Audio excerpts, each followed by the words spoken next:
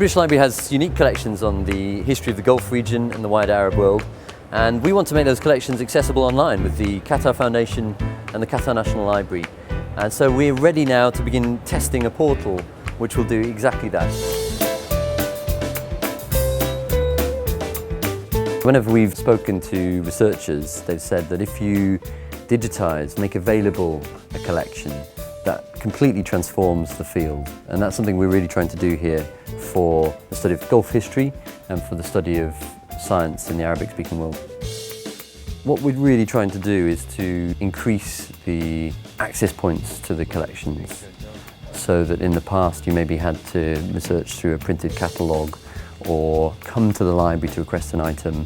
Now you can actually search by topic or by person online and find a unique primary source. And it's the curator who's at the heart of making that possible. This is an album of photographs taken by E.A. Storrs Fox, who was a reverend based in Karachi during the early part of the 20th century. They're wonderful photographs. Places like Bahrain, Kuwait, Bushehr.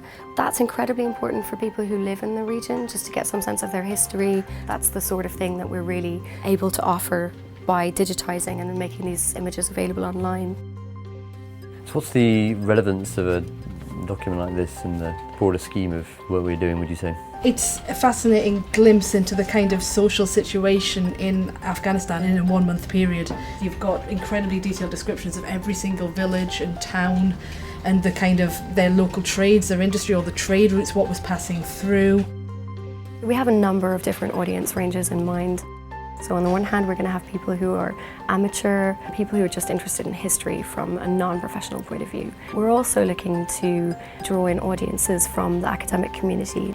We think that this portal is going to be particularly helpful for them because while researchers who were able to make their way to the British Library here in London have always had access to these collections, never before have they been described in so much detail, and to add to that, never before have they been available alongside a digital image of the actual item in question. You can't really use the white paper for your The British Library is really eager, in partnership with the Qatar National Library, to make its collections more accessible. So we're working very closely with audiences in the Gulf and in the UK and around the world, academics, young people, the general public, to understand what they need from our content and how we can make it valuable and usable for them. There's something very exciting about being a historian of the Middle East. I can't think of a part of the world that puts a higher premium on history. And I think all historians working on this region find getting access to the archives is one of the biggest challenges we face. These maps are really nice. Yeah, they're gorgeous. Yeah. Given my established interest in modern Arab history, I felt really privileged to be invited by the British Library to get a first peek at the work that they're doing to digitize the India Office papers. But I really like the way you're copying both sides of documents, for instance, that you're catching all the marginalia. To have that material made accessible to anyone, anywhere in the world, through web access, is the kind of dream that all historians working on this type of topic are going to find realized in this portal. A lot of my work as a teacher involves supervising research of master's and doctoral students, and we are finding increasing numbers of our students interested in working on the Gulf. The Qatar Foundation's project seems to provide researchers like myself with a much more efficient, far more accessible cataloging system.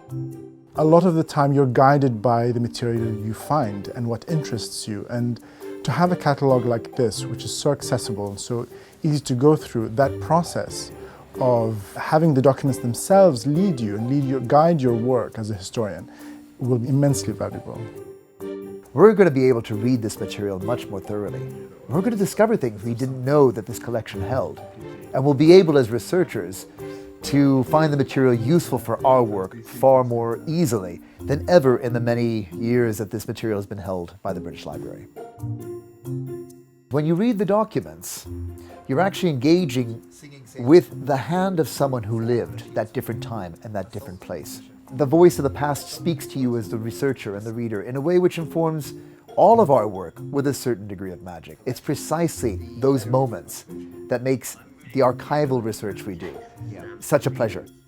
Active use of this. It's a really exciting stage of the project.